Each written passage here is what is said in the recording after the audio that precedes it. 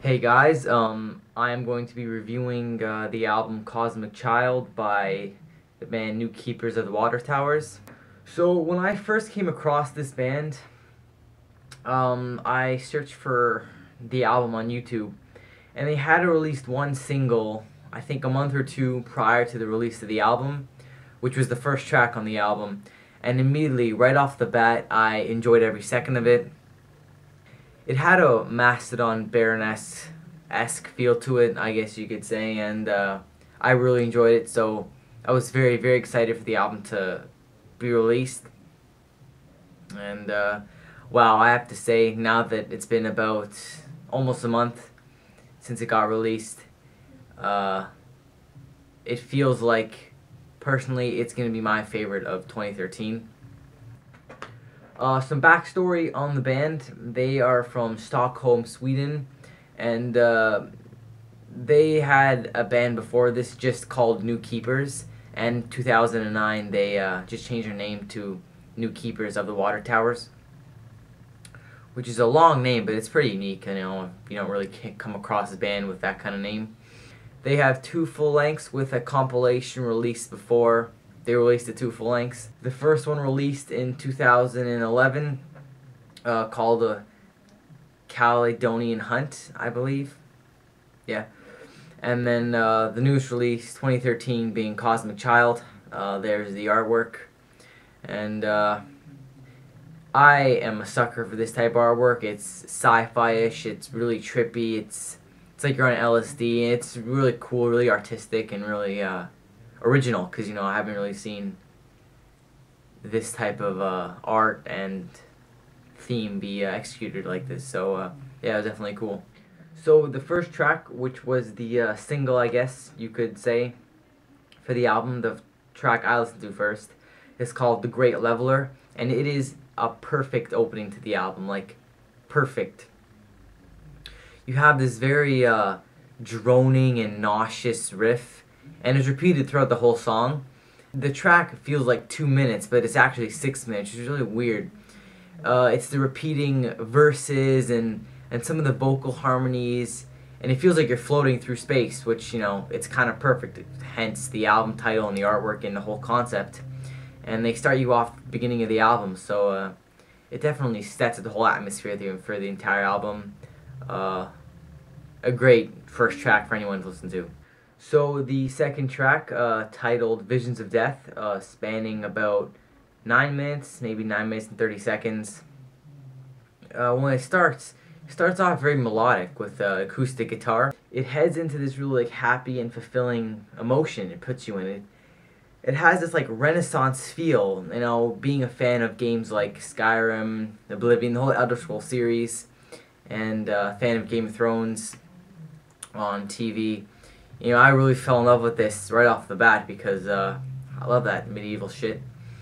And about 3 minutes, 4 minutes, it really takes a turn, heads into more of a progressive direction with really, like, not nauseous, but, you know, you can follow with your head. It feels awesome to listen to it.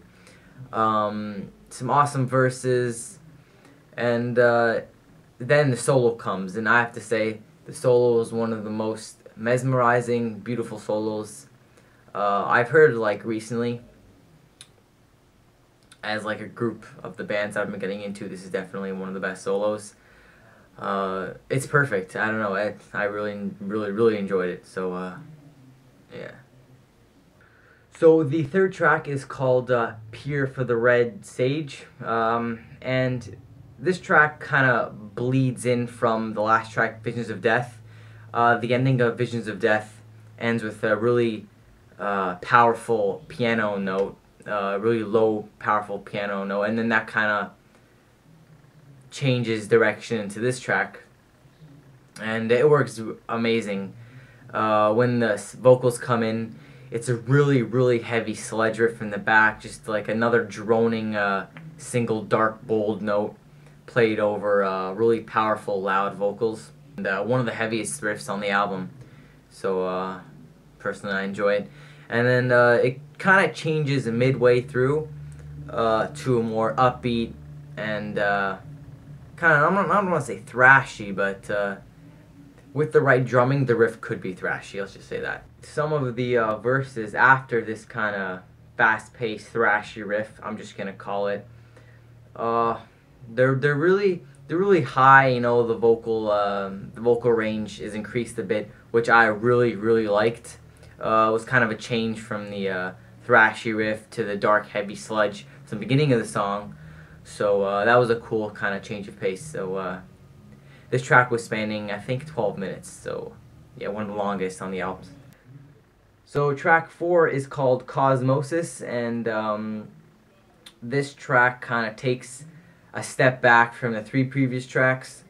This is more of an acoustic song, much shorter. I think 3 minutes, 3.5 minutes, and it really nails this underwater vibe, which is kind of contradicting itself since the whole album feels like you're floating through space, or that's the concept that they're trying to achieve. I felt that this track definitely put me on an underwater vibe. So track 5 is called Lapse, and I felt when I first listened to this track, about halfway through, I got this very Mastodon-ish riff. The riff consists of very open string patterns and some really kind of eerie elements, which I find Mastodon kind of uses on tracks like Sleeping Giant off of Blood Mountain, or Hearts Alive off of Leviathan, or pretty much the whole array of Crack the Sky. You can find a lot of those types of riffs in them. So as the song continues, it kind of follows the same similar structure all the way till around, not the end, but around there. Breaks into a really heavy sludge breakdown. And then there's a shredding solo, which is awesome, so that's something to look forward to if you like solos. And yeah, that kind of completes it for the song. This song is the longest, just being a bit over Pier for the Red Sage. So yeah, the longest track on the album. So for the last track, Cosmic Child, the self-titled track from the album, again kind of flows in from Lapse, the last track, and takes a step back like Cosmosis.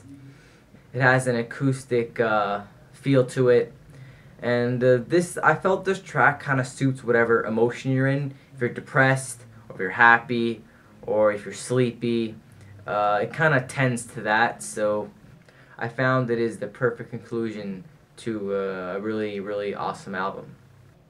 So like I said, this album, as of now, definitely feels like it could be my favorite of 2013. I find myself playing it a lot, like more than average. When I come home, I play it. Before bed, I play it. When I'm walking to school, I play it. It's as much as I can play it, I play it. And I'm not going to give it a rating like I said in my older videos. But yeah, I am in love with this record. It is on my want list right now on Amazon. It hasn't been released yet for online ordering. It says released May 7th, so I'm crossing my fingers. Hopefully I'll get it the day it gets released. So thanks guys.